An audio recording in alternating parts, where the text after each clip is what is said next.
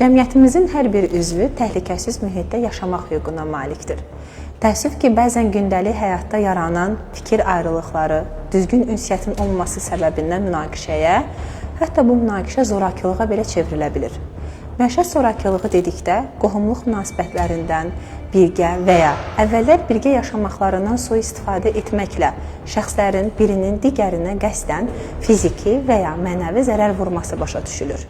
Zorakılıq özünü bir neçə halda göstərə bilir. Məişət zəminində fiziki zorakılıq, yəni şəxslərin birinin digərinə qəsdən fiziki təzyiq göstərməsi, zor tətbiq etməsi, təhlükəsizliyini pozması, döyməsi, sağlamlığına zərər vurulması və işgəncə verməsi. Məişət zəminində psixi zorakılıq, şəxslərin birinin digərinə qəsdən psixi təzyiq göstərməsi və ya dözülməz psixi şəraitin yaradılmasına yönəlmiş hərəkətləri.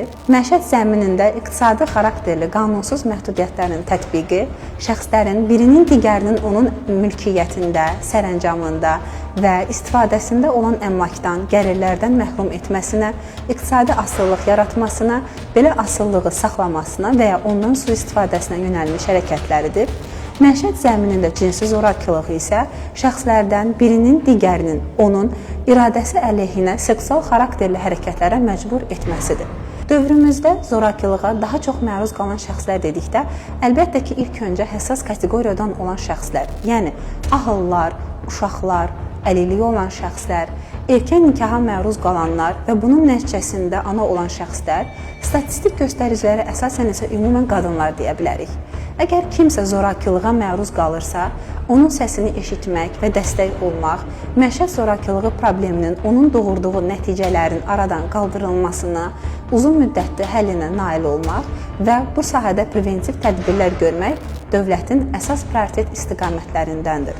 Məişət zorakılığı təhlükəsinin aradan qaldırılması məqsədi ilə hüquqi, sosial və qabaqlayıcı tədbirlər mütəmadi olaraq həyata keçirilir. Həmçinin müvafiq icra hakimiyyəti orqanı tərəfindən məişət zorakılığı törətmiş şəxsin zərər çəkmiş şəxsə qarşı edə biləcəyi hərəkətlərə tətbiq olunan məhdudiyyətlər haqqında qısa müddətli 60 günədək, uzun müddətli isə 60-180 gün müddətinədək mühafizə orderi aktı verilir.